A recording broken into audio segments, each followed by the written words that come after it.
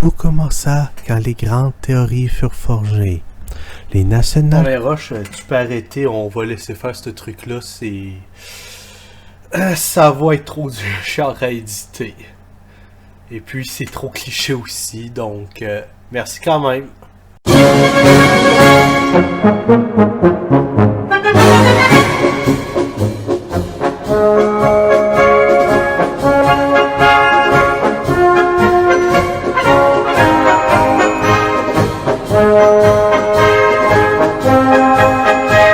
Bonjour et bienvenue à ce nouvel épisode de Le Conte vous conte. Aujourd'hui, nous allons parler des orques.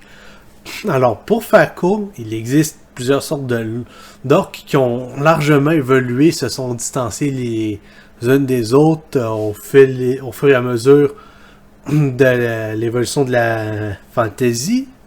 Toutes ces sortes-là remontent à Tolkien. Tout revient de ces orques à lui, et la question est donc... D'où viennent ces orques? C'est pourquoi nous allons parler d'étymologie, des thématiques originales.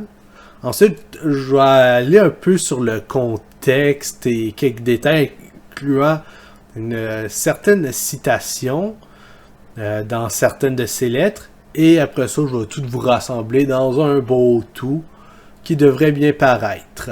Donc, allons-y. Donc, pour commencer, étymologie. Oui, il y avait originalement les gobelins qui viennent d'un vieux poème / conte de fées. Mais les gobelins là-dedans, à part le nom et le fait de ne pas être nécessairement du monde sympathique, du folklore original puis de ce poème-là, ils ne tiennent pas grand-chose, ils ont évolué dans une direction complètement différente. La vraie étymologie pour les orques, et ça... Madpat et son A, c'était des elfes noirs, il y a tort. Les orques viennent des démons anglo-saxons. C'est un mot anglo-saxon pour dire démon. Et donc, mais il faut spécifier que c'est anglo-saxon, mais du 10e siècle. Et donc, ça vient tout simplement de là, un autre démon pour la race de méchants. Par contre, il y a un petit détail supplémentaire. Les Étrusques et les Romains originaux, avant la pollution grecque, avait le terme Orcus qui référait à ce que, selon ce qu'on sait, était un dieu des morts et aussi le royaume des morts, un peu comme Hadès ou El. Et c'était un peu plus sur l'aspect punitif. Et ça se peut aussi qu'il y ait eu une évolution plus vers le terme démon éventuellement. Mais bref, il y a le terme Orcus qui était là et il a donné avec le temps des trucs comme Orco, qui est l'italien pour ogre, orc qui est aussi dans la même étymologie. Bon, D&D a pris le terme pour faire son dieu des morts vivants, le dénommé Orcus. Et il existe aussi la possibilité que lors de la tentative par la papauté de christianiser les Anglais, moi je devrais dire anglo-saxons, les Anglo-saxons, puis ce qui restait juste, que le terme soit introduit. Et donc, que Orcus soit à l'origine d'Orc. On sait que Tolkien était au courant pour Orcus. Ce qu'on ne sait pas, puis que je vais regarder sur le peut-être, mais quand même très probable, c'est si Orcus a éventuellement donné Orc. Mais sinon, c'est les orques, tout simplement. Donc, maintenant que ça c'est fait pour la thématique, alors il faut savoir qu'à l'époque de Tolkien, les places comme l'Allemagne, l'Angleterre, les États-Unis, un peu le Canada, étaient pleines de théories eugénistes complètement racistes et ridicules. C'était pseudo-scientifique, ou même pas vraiment scientifique.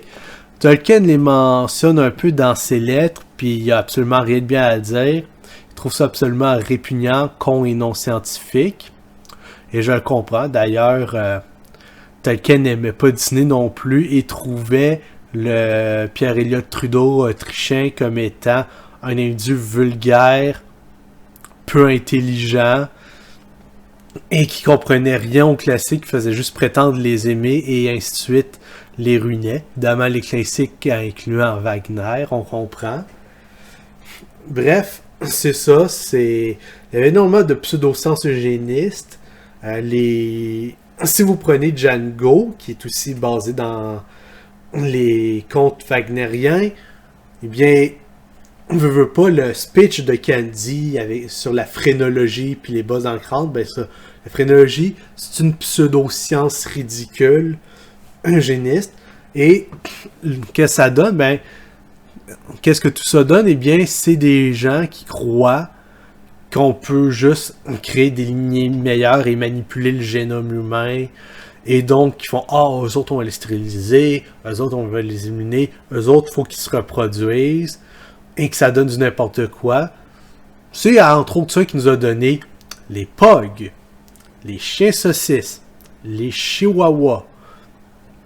Donc, comme vous voyez, pas quelque chose de très bien dans la vie. Et ça fit aussi avec la notion de le mal peut rien créer, juste corrompre, et du fait que les orques ont été élevés, dans le sens de élever, dans le sens de avec les choses de corruption et de reproduction successive, donc bred en anglais, pour justement virer de même. Bref, l'eugénisme est ce qui fit le plus avec la thématique de c'est des corruption d'elfes, une moquerie de la forme de l'homme, et ainsi de suite. C'est le produit de Morga. C'est là que cette idée-là vient et qui est liée.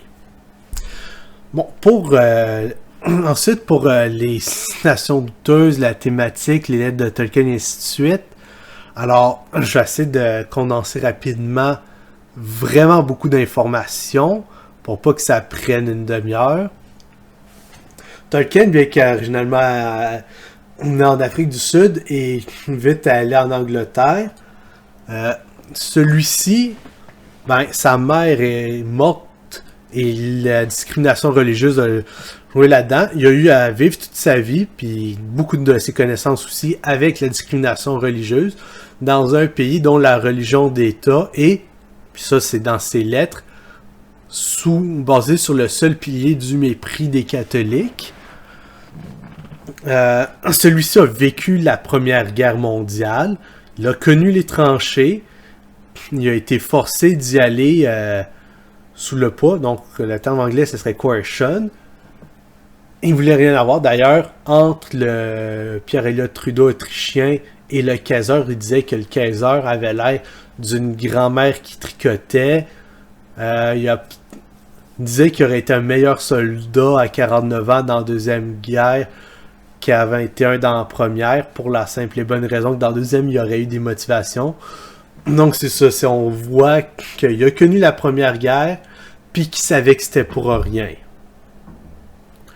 D'ailleurs, toujours dans les thématiques, je devrais mentionner que les orques, c'est juste leur inspiration humaine, c'est surtout les mauvaises personnes en général, parce que quand ils parlent des orques, c'est du monde mauvais en général, donc il y en a plein en Angleterre. Il disait que son fils, dans la lettre 66, était un hobbit parmi les Uruk-hai. Donc c'est ça, en fait, on va même dire plus de choses positives sur l'Allemagne et les Allemands que sur l'Angleterre. L'Empire anglais, il le détestait. Il disait que s'il aurait été romain, il aurait aimé Rome, mais pas l'Empire romain, puis il aurait préféré la Gaule libre, puis il aurait eu bien du respect pour Carthage. On voit qu'il allait beaucoup dans ces mentalités anti-impérialistes-là. Je pourrais continuer longtemps avec ça. Il y avait... Là, une des grandes tragédies pour lui, c'était que toutes les vertus allemandes a été abusées par des gens limités et maléfiques qui ont réussi à prendre le pouvoir par la tromperie, qui ont donc justement foutu la merde et utilisé ces vertus-là pour le mal, pendant que la seule raison que l'Angleterre était pas au même niveau d'industrialisation de foutre la merde, c'était que les Anglais étaient victimes de paresse. D'ailleurs, n'oublions pas que dans ses lettres, il mentionne que entre la propagande du Troisième Empire et la propagande anglaise, ça volait aussi bas l'un que l'autre. Il y a la BBC puis d'autres médias qui sortaient le même genre de truc qu'on s'attendrait de l'ennemi.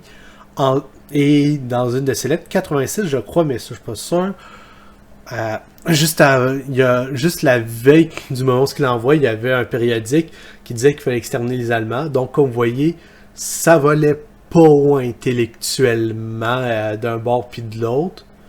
Et plusieurs détails dans ces lettres pointent vers ça, vers le fait que ils aimaient l'Angleterre, mais il y a une partie qu'on se demande si c'était pas justement par ce sentiment de « Ah, c'est mon pays, donc je dois être patriote, puis je dois l'aimer », puis s'il n'y avait pas une partie aussi de menace de la censure. D'ailleurs, toujours là-dedans, on sait aussi qu'il s'est pris d'amitié avec les gens de l'Ulster, Irlande du Nord, pour ceux qui ne savaient pas le vrai nom, parce que l'Ulster est le vrai nom.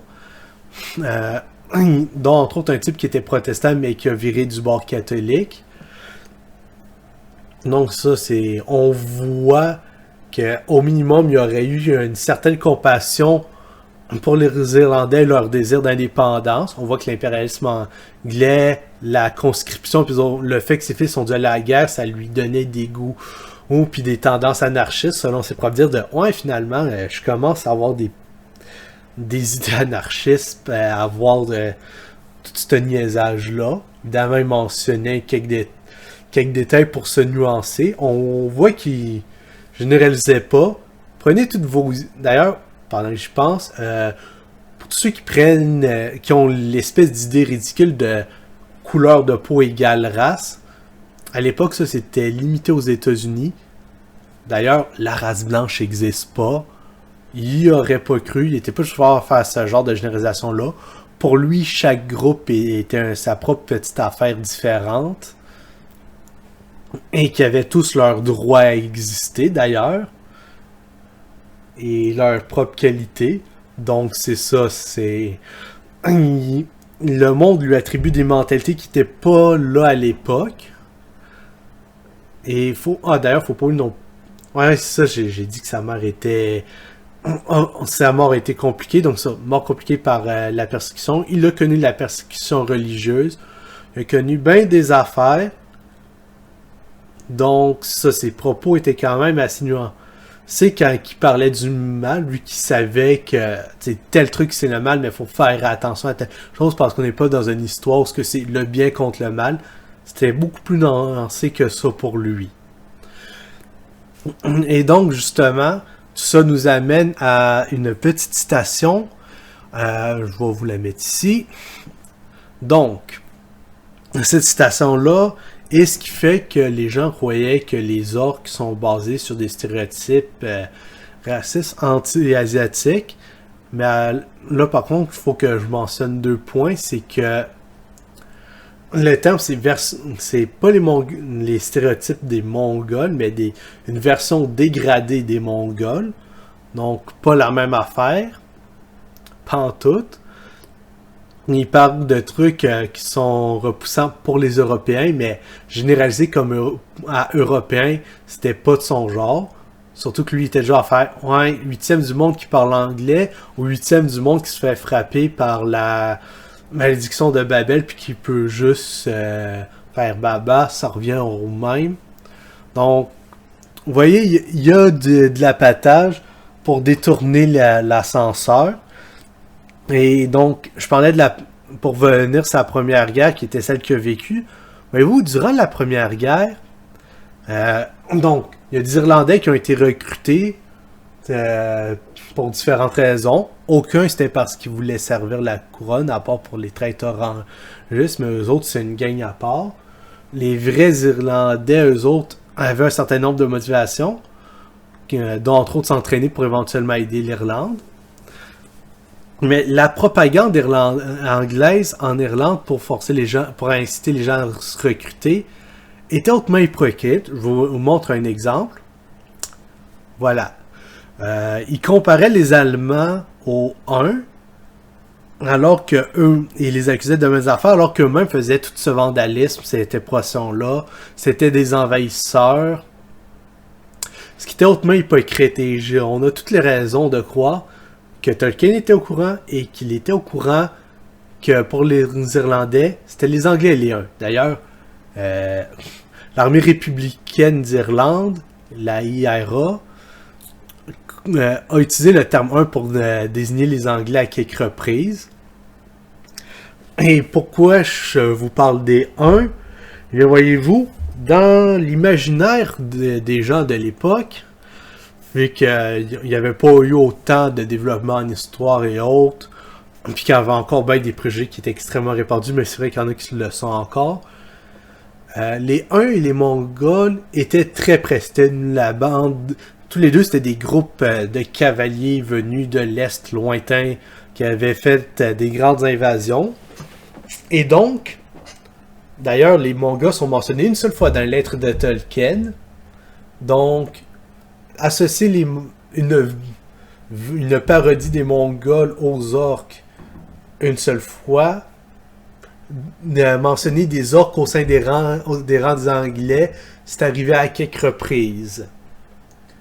Donc, et c'est là que toutes les choses commencent à s'agglutiner. D'ailleurs, fait intéressant, le roi, c'est quelque part par ici, en Bretagne. Donc, il dit Britannie en anglais. La maison de Rouen est une maison bretonne, de laquelle il dit beaucoup de bien. Donc, voilà, le Rouen, c'est français. Il y a quand même qui a dit par-là qui pourrait laisser à croire que le Gondor soit potentiellement un groupe celte. Gandalf, c'est le nom du grand-père maternel de Ragnar Lodbrok.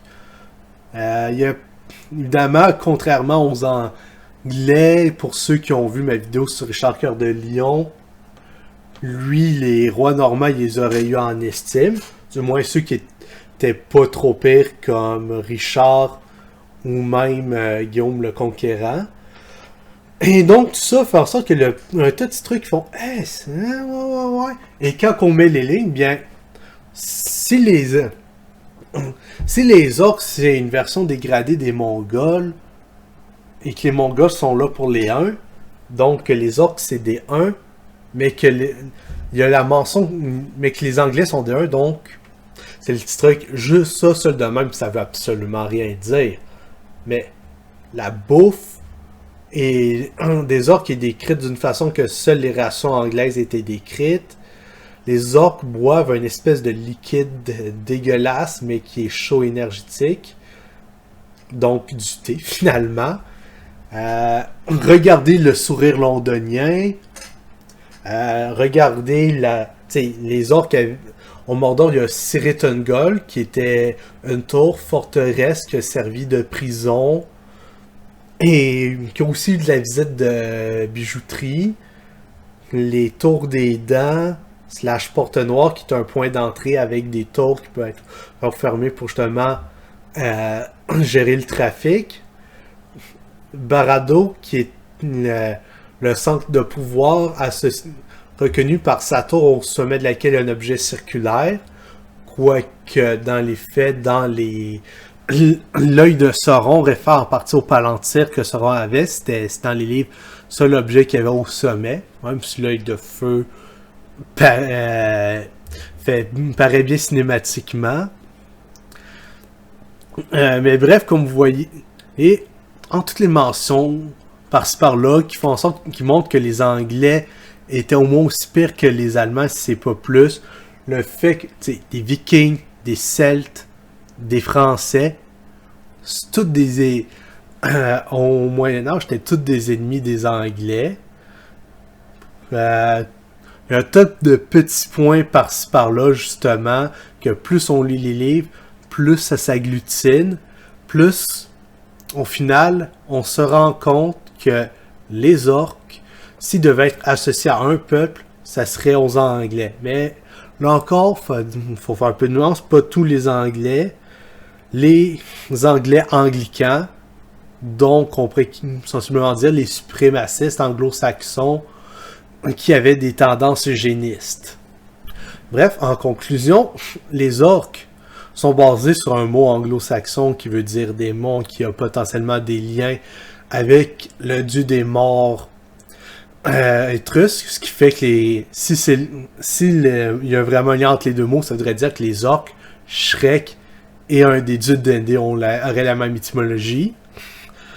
Leur aspect de créature corrompue et dégradée de moquerie haute vient de l'eugénisme. Et si les orques représentaient les mauvaises personnes en général, ces mauvaises personnes-là, si on devait associer un peuple au monde, plus précisément aux orques, ça serait les anglo-saxons suprémacistes, anglicans, eugénistes. Et accessoirement, que Sauron soit la famille royale anglaise. Donc, sur ce, comme vous voyez, j'ai de quoi faire plus d'épisodes. Ça se peut que je fasse des épisodes sur les lettres de Tolkien, plus d'épisodes sur Sauron / Mordor par rapport aux autres, par rapport à l'Angleterre. J'ai un épisode que je compte faire à un moment donné sur l'anneau des Nibelung. J'espère que vous avez apprécié ceci. Comme vous voyez, la plupart des autres théories n'ont donc pas leur place. Et sur ce, je vous souhaite une bonne journée et au prochain épisode de Le Conte vous conte. Mais surtout, n'oubliez pas, une belle description qu'on pourrait donc considérer pour les films qui auraient été bonnes pour les orques, ça aurait été Oh, they got a brand new shiny helmet and a pair of kinky boots. They've got a lovely flak jacket and a lovely khaki suit. And when they go on night patrol, they hold each other's hand. They're the Orcish army and they're here to take your land.